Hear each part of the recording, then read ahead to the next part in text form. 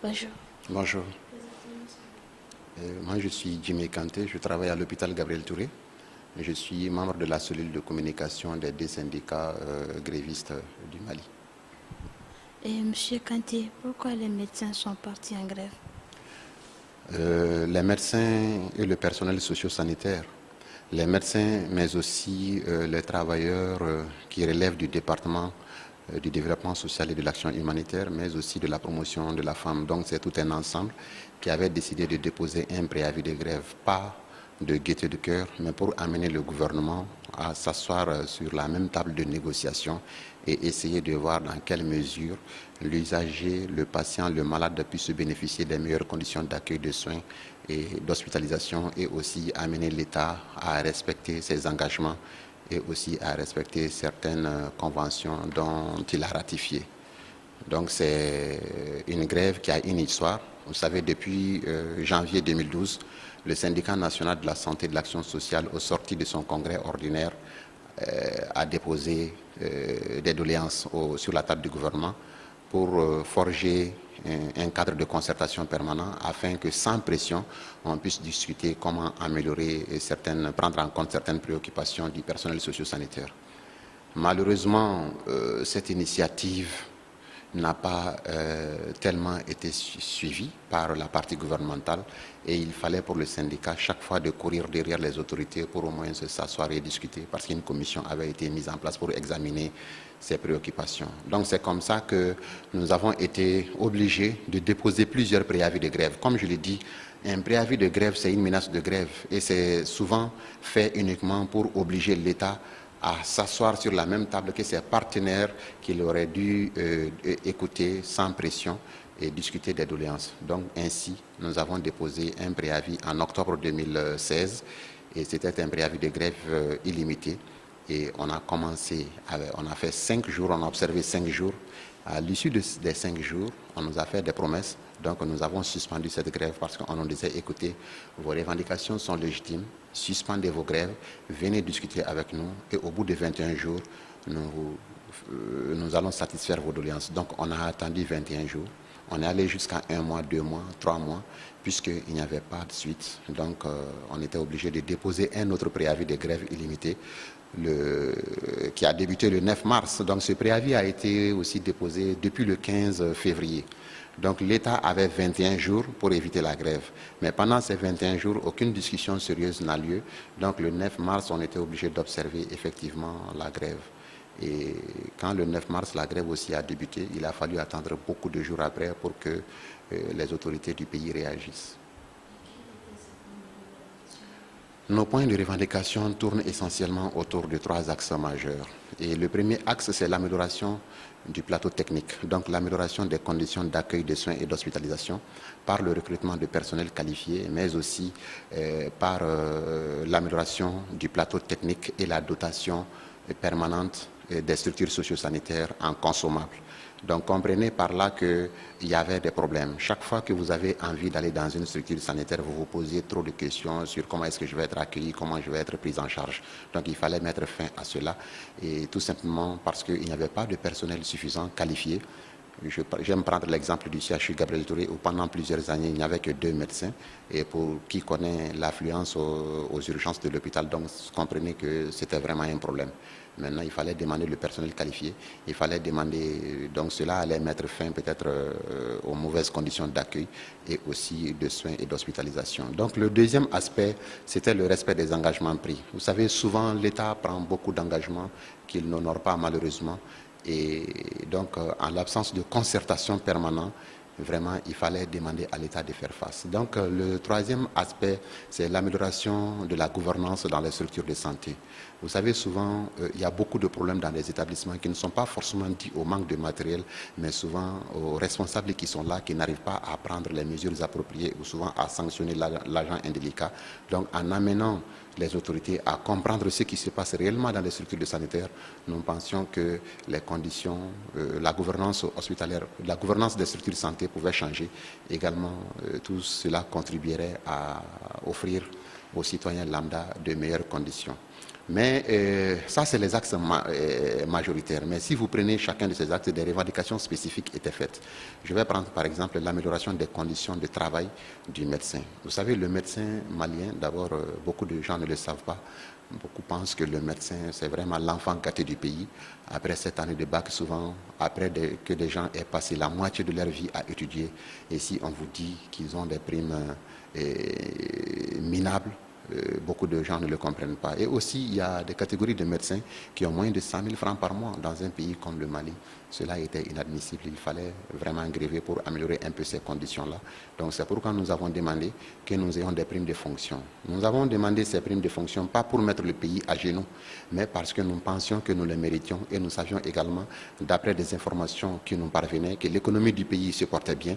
Et ça, c'est un aspect. Le deuxième aspect est que les pays voisins du Mali, dont le budget est inférieur à celui du Mali, arrivaient à offrir de meilleures conditions à leurs médecins. Donc nous nous disons, si des pays moins nantis que le Mali arrivent à offrir plus à leurs médecins, pourquoi pas le Mali? Et peut-être que si nous revendiquons nos droits, ça va amener un certain sérieux dans la gestion des affaires de l'État. Donc c'est comme ça que nous avons revendiqué également des primes spéciales. Nous avons aussi demandé à ce que des agents qui ont intervenu, qui ont risqué leur vie pour servir d'intermédiaire entre la population et la maladie à virus Ebola, ces agents qui ont constitué le cordon sanitaire Ebola soient payés parce que depuis plusieurs mois, ils couraient derrière leur prime de garde. Donc ça aussi, c'est inadmissible dans un pays sérieux que des agents qui ont risqué leur vie puissent encore courir derrière leur dû. Et également, nous avons demandé à ce que des responsables syndicaux qui ont été abusivement mutés, cela est contradictoire à la Convention 187, à la Convention 87, Convention 104-144 de l'OIT, qui interdisent forcément la mutation abusive d'un responsable syndical en service. Donc, on a demandé à ce que ces mutations soient abrogées. Nous avons également demandé à ce que des émoluments des bioappartenants, c'est-à-dire ces professeurs qui, en plus de la pratique, dispensent également des cours, enseignent, font des recherches, que leurs émoluments soient intégrés dans leur salaire pour que cela puisse leur profiter même à la retraite. Donc il y avait des doléances également concernant la prise en charge à 100% des agents socio-sanitaires par l'assurance assujettis à l'assurance maladie obligatoire. Vous savez, avant l'AMO, le personnel socio-sanitaire, s'il tombait malade, il était soigné gratuitement. Lui, son conjoint, ses enfants, ses parents. Mais avec l'AMO, alors qu'en ce moment, on ne cotisait pas, mais avec l'AMO, en plus de cotiser, lorsque nous tombons malades, nous étions obligés vraiment de payer 30% en cas d'ambulatoire et 20% en cas d'hospitalisation. Donc nous nous sommes dit que le décret 02311 qui nous octroyait la gratuité de soins doit pouvoir être transformé en avantage lié à l'AMO pour que désormais, si nous tombions malades, bien que nous cotisions, que nous ne payons absolument rien. Donc voilà l'essentiel des revendications que nous avions formulées et c'est ce qui a le refus d'apporter une réponse juste à ces revendications qui n'étaient pas du tout de la mer à boire pour un État. Et leur non-satisfaction nous ont donc amené à observer 38 jours de grève et 38 malheureux jours, malheureusement.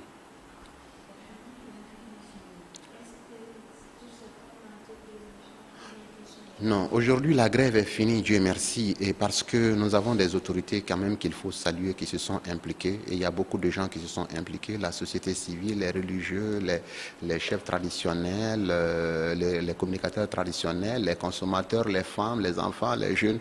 Donc tout le monde s'est impliqué et pour demander aux grévistes que nous sommes de regarder l'enfant qui pleure, de regarder la vieille personne qui a soif, qui a faim, qui a chaud, de regarder la chaleur et de tenir compte également de la crise multidimensionnelle que notre pays traverse.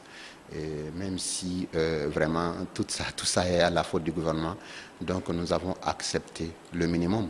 Donc nous ne sommes pas du tout satisfaits parce que nos doléances n'ont pas été prises en compte à 100%. Imaginez là où nous demandions 100 000 francs, qu'on nous donne seulement le quart, soit 25 000 francs, c'est très peu. Et encore que ces 25 000 francs seront étalés sur 2 ans. Nous avons accepté. Nous avons accepté pour que toi, journaliste, quand tu viens désormais, que tu puisses être pris en charge. Mais ce que les gens ne comprennent pas, c'est qu'il fallait qu'on accepte, franchement, parce qu'on a vu que la volonté politique n'y était pas tellement. On a vu également que le gouvernement avait certainement peur, pas parce qu'ils n'ont pas d'argent pour nous, mais ils avaient peur qu'en nous donnant satisfaction à 100%, que d'autres corporations ne puissent s'élever pour revendiquer également de meilleures conditions de vie, ce qui est compréhensible. Donc, c'est en tenant compte de tout ça que nous avons accepté. Les primes pour les bi-appartenants, par exemple, on ne l'a pas obtenu. Nous avions également demandé des primes de garde. Vous savez, au Mali, lorsqu'un médecin garde, il n'a que 4 500 francs pour la garde les jours ouvrables et 5 000 francs les jours fériés dans certaines structures, pas dans toutes les structures. Et pendant ce temps, dans les pays voisins, la garde du médecin, c'est à 30 000 francs, quand nous sommes à 5 000 francs. Des pays moins nantis que nous donnent 30 000 francs à leurs médecins. Nous avions demandé au moins ces 10 000 francs, nous ne l'avons pas obtenu, nous avons quand même accepté. Nous avons également accepté beaucoup de choses, nous avons fait beaucoup de sacrifices et voilà, il fallait céder, on a cédé, on n'est pas satisfait, mais nous avons d'autres stratégies. Nous allons continuer à travailler, mais tout en revendiquant. Et on va voir aussi ce que cela va donner parce qu'aujourd'hui, nous avons des acteurs de la société civile qui sont témoins de notre bonne foi et nous sommes certains que la manière dont la base est actuellement mobilisée et que l'État va désormais au moins prendre des dispositions pour honorer ces engagements qu'il vient de prendre récemment.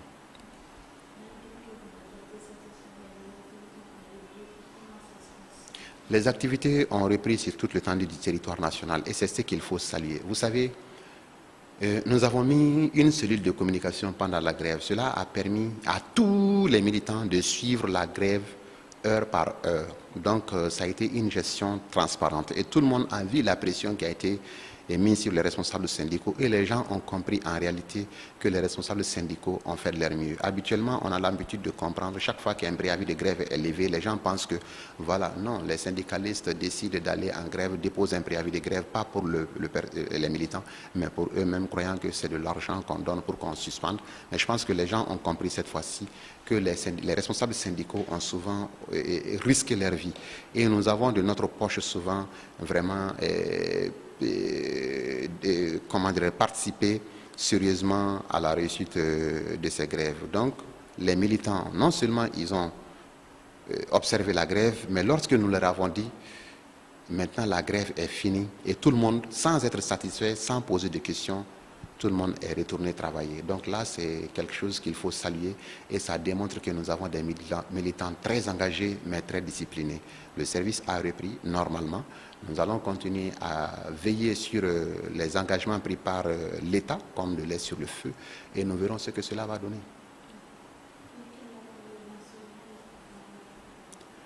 Moi, j'ai un appel à lancer, vraiment, c'est un appel à 4 niveaux. Le premier appel s'adresse aux femmes et aux hommes de médias que vous êtes. Vous savez, les structures de santé traversent des situations très difficiles, très critiques. Et lorsque souvent les syndicalistes se lèvent pour revendiquer, les médias sont les premiers à dire que ce n'est pas normal, ça ne doit pas se faire comme ça. Mais que les médias s'intéressent à ce qui se passe au niveau des structures, au niveau de la gouvernance hospitalière. Il y a un exemple que j'aime dire. Vous avez vu récemment, prenons l'exemple sur Gabriel Touré, un directeur général de l'hôpital Gabriel Touré qui abandonne son service pendant 4 mois pour accompagner une seule personne au Maroc. Comment comprenez-vous ça? Et pendant ce temps, c'est des milliers de personnes qui sont en train de s'ouvrir parce qu'avant de partir, il avait déjà centralisé tout le pouvoir en sa seule main. Donc là, ça pose un problème. Il faut qu'à ce niveau, que l'État puisse prendre ses responsabilités. Donc si le journaliste donne la bonne information, permet aux citoyens de comprendre quels sont ses droits, lorsqu'il arrive dans une structure, quels sont ses recours lorsqu'il est abusé. Donc je pense que cela peut changer un peu les choses. Le deuxième appel s'adresse au personnel soignant. Vous savez, il y a de très mauvais médecins au Mali. Il y a de très mauvais infirmiers. Mais les meilleurs praticiens également de l'Afrique sont au Mali. On dit souvent que les médecins volent des médicaments. Ici, je dis que c'est faux. Ce n'est pas des médecins. Le médecin malien se respecte. Il ne va pas voler des petits médicaments, des petites paracétamol, des petits flacons pour en faire quoi. Mais il y a, à côté du médecin, du personnel, des bénévoles, des stagiaires qui sont là, qui n'ont pas de salaire et donc ils viennent un peu partout. Nous ne les connaissons pas parce que prenez par exemple un CHU, vous trouverez qu'il y a plus de 1000 personnes, donc forcément les gens ne se connaissent pas. Et ces gens s'adonnent à certaines pratiques qui sont vraiment regrettables. Donc là, c'est très important. Et que le personnel sanitaire, que le personnel socio-sanitaire comprenne que Ceux qui viennent dans les hôpitaux, ils ne viennent pas de gaieté de cœur, ils viennent parce qu'ils ont un souci, ils viennent parce qu'ils n'en peuvent plus. Donc il s'agit d'être très accueillant, d'être très souriant et vraiment de s'occuper d'eux comme cela se doit, avec les maigres moyens bien entendu que nous avons. Donc l'autre appel s'adresse aux citoyens, que le citoyen comprenne vraiment le personnel, qu'il sache que tout ce qui est en train d'être revendiqué aujourd'hui, les 90%, c'est pour son bonheur. Si aujourd'hui, l'assurance maladie obligatoire arrive à donner des médicaments, des spécialités, c'est parce qu'à un moment donné, le syndicat de la santé a dit que l'AMO ne peut pas continuer seulement à donner des DCI. Et là, la personne à qui cela profite, c'est le citoyen, c'est l'usager. Si aujourd'hui les syndicats demandent à ce que les conditions d'hygiène soient améliorées, à ce que le drap ne soit plus acheté au yugu-yugu, c'est-à-dire aux vendeurs de friperies devant la porte, mais que l'hôpital donne un drap stérilisé aux malades, je pense que c'est aux malades que cela profite. Donc que la population comprenne que notre combat, c'est d'abord pour eux, parce que nous sommes conscients que nous aussi, nous sommes de potentiels malades. Nous sommes tous de potentiels malades. Donc le dernier appel s'adresse au gouvernement. Il faut que le gouvernement comprenne qu'il est de son devoir de soigner sa population. Il faut que les plus hautes autorités comprennent qu'ils ont promis à l'État, à leurs citoyens, le bonheur. Et le bonheur passe par des soins de qualité dignes. Il faut que nos autorités fréquentent nos établissements sanitaires. Il faut que nos ministres se fassent hospitaliser dans nos établissements sanitaires pour comprendre quelle politique de santé nous avons. Nous entendons très souvent qu'à la moindre migraine, ils vont en France, ils vont aux États-Unis, ils vont au Maroc, ils vont en Tunisie. Nous avons vu des dirigeants de ce pays envoyer leurs épouses pour un accouchement normal. Parce qu'eux-mêmes, ils n'ont pas confiance en leur pays. Et ils font ça pour que leurs enfants puissent avoir la double nationalité. Mais pourquoi? Ce sont eux qui ont la charge, le bonheur de ce pays. S'ils ne font pas confiance au pays, alors pourquoi ils décident de le diriger? Sincèrement, c'est un vibrant appel que je lance aux autorités. Comprenez que vous avez décidé de diriger le pays parce que vous avez des solutions. Alors acceptez de vous faire voir, de vous faire consulter dans nos structures hospitalières par nos médecins qui ont été formés aux frais de l'État à coût de millions, qui ont des compétences, mais à qui seulement il faut le strict minimum pour vraiment faire votre bonheur. Donc ça, c'est l'appel que je voudrais lancer et j'espère qu'il sera entendu. Merci. Je voudrais ensuite souhaiter, au nom de Monsieur le ministre de l'Éducation nationale, aux participants